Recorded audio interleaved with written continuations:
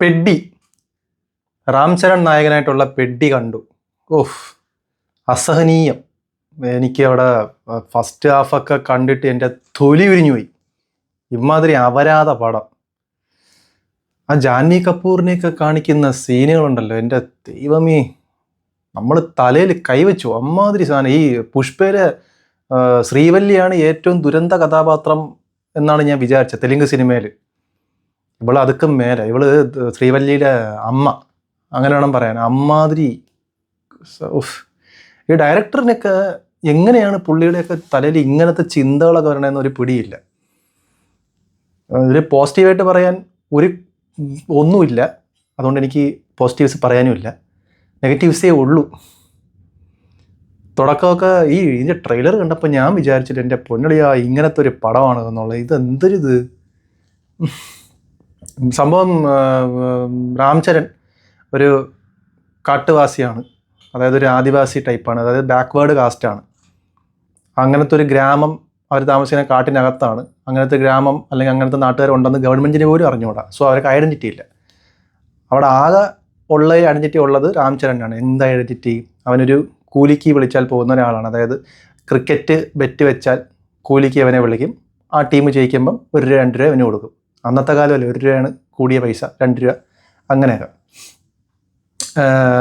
അതുപോലെ എന്ത് ജോലി ഉണ്ടെങ്കിലും ഇവരാണ് ചെയ്തത്. അതായത് ഇപ്പം ട്രെയിനേജ് വരണമെങ്കിൽ ഇവർ, അതുപോലെ ചത്ത പശുവിനെയും പട്ടിയെയും എടുത്തുകൊണ്ട് പോകണമെങ്കിൽ ഇവർ, അങ്ങനത്തെ. അപ്പം അങ്ങനെയാണ് ഇവരെ ട്രീറ്റ് ചെയ്യുന്നത്. ഒരു വളരെ പരിതാപകരമായ രീതിയിൽ ജീവിച്ചു പോകുന്ന ഒരു ടീം ആൾക്കാർ. അയ്യോ, ഇതിലെ കാസ്റ്റ് പറയുകയാണെങ്കിൽ രാം ചരൺ, പിന്നെ മറ്റേ ബോമൻ ഇറാനി, അത് തന്നെയുടെ പേര്. എനിക്ക് പേരൊന്നും നോക്കാൻ വയ്യ, എനിക്ക് വയ്യ ഈ സിനിമയെ പറ്റി ഇനി ചെക്ക് ചെയ്ത് നോക്കാൻ പോലും. പിന്നെ ഹീറോയിൻ ജാൻവി, ഒരു ഐറ്റം ഡാൻസിൽ ശ്രുതി ഹാസൻ, പിന്നെ മറ്റേ ഡാഡി ഗിരിജ, ജഗപതി ബാബു പുള്ളിയുണ്ട്. പിന്നെ നമ്മുടെ ശിവണ്ണ, ജയിലർ 2-ലുള്ള 2 ഒന്നും എത്തിയില്ലല്ല, ജയിലർ 1-ലുള്ള ശിവണ്ണ പുള്ളിയുണ്ട്. ഇവരൊക്കെ തന്നെയാണ് കാസ്റ്റ്. പിന്നെ സ്റ്റോറി എന്ന് പറയുമ്പം ഒരു ഐഡൻറ്റിറ്റി ഉണ്ടാക്കിയെടുക്കുക, നാട്ടുകാർക്കും അതുപോലെ സ്വന്തമായിട്ടും. അതാണ് സിനിമയുടെ തീം. ക്രിക്കറ്റ് കളിയിലൂടെ വന്ന് അത് കണ്ട് ഇമ്പ്രസ് ആവുന്ന ശിവണ്ണയുടെ ക്യാരക്ടർ, അങ്ങനെ ഗുസ്തിക്കാരനാണ്, ഗുസ്തി മറ്റേ പയൽമാൻ. അപ്പോൾ പുള്ളിയുടെ ടീമിലോട്ട് അത് കണ്ടിട്ട് ഗുസ്തി പഠിപ്പിച്ചു തരാമെന്ന് പറഞ്ഞ് ഇവനെ ക്ഷണിക്കുന്നു. അവൻ എത്ര രൂപ തരും, കൂലിക്കാണല്ലോ അവൻ പോകുന്നത്, എത്ര രൂപ തരും എന്നാൽ ഞാൻ വരാമെന്ന് പറയുന്നു. അത് കണ്ട് ഇഷ്ടപ്പെടാതെ നമ്മുടെ ശിവണ്ണ പോകുന്നു. പിന്നെ ഒരു ഇൻസിഡൻറ്റിന് ശേഷം ഞാൻ ഗുസ്തി പഠിക്കാൻ വരാമെന്നും പറഞ്ഞ് രാം ചരൺ വരുന്നു. ക്രിക്കറ്റും ഗുസ്തിയും കൂടെ മിക്സ് ചെയ്ത് കളിക്കുന്നു. അവസാനം എന്താവുന്നു, ഇതൊക്കെയുള്ളതാണ്. ശരി, തീം കൊള്ളാം, എടുത്തു വെച്ചിരിക്കുന്ന വിധം എൻ്റെ പൊന്നെണ്ണോ, അയ്യോ, എനിക്കൊന്നും പറയാനില്ല. ഒരു സീനുണ്ട് ഇതിൽ, ജഗപതി ബാബുവിൻ്റെ ഒരു ക്യാരക്ടർ ഒരു ഇൻസിഡൻറ്റിൽ മരിച്ചു പോകും. സ്പോയിലറൊന്നുമല്ല ഇത്. നിങ്ങൾ അവിടെ പോയി കഴിഞ്ഞാൽ ഇതൊന്നും ആലോചിക്കില്ല നിങ്ങൾ. കാരണം അമ്മാതിരി ചൊറിഞ്ഞ് നമ്മൾ ഇളവും, അങ്ങനത്തെ ഒരു പടം ഇത്. അപ്പോൾ ഈ മരിച്ച ഒരു ശവവും കൊണ്ട് രാം ചരൺ കാട്ടിക്കൂട്ടുന്നൊരു സ്റ്റണ്ട് സീനുണ്ട്, ഗംഭീരം. അതൊക്കെ നമ്മൾ കാണണം. എൻ്റെ അടുത്തിരുന്നവൻ സുഖ ഉറക്കം, എവൻ്റെ കൂർക്കം വലിയ വേറെ.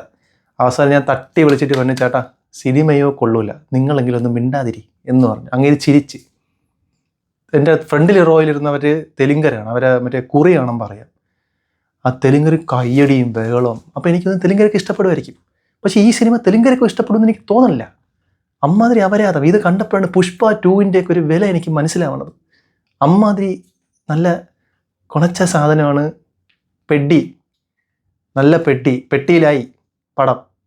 കൂടുതലൊന്നും പറയല്ല. പിന്നെ എ.ആർ. റഹ്മാൻ്റെ മ്യൂസിക്, അങ്ങേർക്ക് പോലും സിനിമയെ രക്ഷിക്കാൻ പറ്റിയിട്ടില്ല. നല്ല കൂറ മ്യൂസിക്, ഒരു ജാതി BGM ഒരു വഴി കൂടെ, സീനുകൾ വേറെ വഴി കൂടെ. ഇതാണ് പെഡ്ഡി. ഡയറക്ടർ ആരാന്ന് ഞാൻ ബുച്ചി ബാബു. പുള്ളിയുടെ പ്രീവിയസ് വർക്ക് രംഗസ്ഥലമാണോ ഞാൻ നോക്കുന്നില്ല, എനിക്ക് വയ്യ നോക്കാനായിട്ട്. റിട്ടേൺ ബൈയും പുള്ളിയാണെന്ന് തോന്നുന്നു. നല്ല റൈറ്റിങ്. അയ്യോ, കൈയടി കൊടുക്കണം, കൈ കൊണ്ടും കാലുകൊണ്ടും ഒക്കെ കൊടുക്കാനുള്ള റൈറ്റിംഗ് ഉണ്ട്. എന്തായാലും കോടികളുടെ കളികളാണ്. രാം ചരൻ്റെ ബോഡിയൊക്കെ കൊള്ളാം, അത് മാത്രം ആയില്ലല്ലോ. ബോഡി കൊണ്ട് എന്തുണ്ടാക്കാൻ? ആ ട്രെയിലർ കണ്ടാൽ പറയൂലടേ ഇങ്ങനത്തെ ഒരു പടമാണ് ഇതെന്ന്.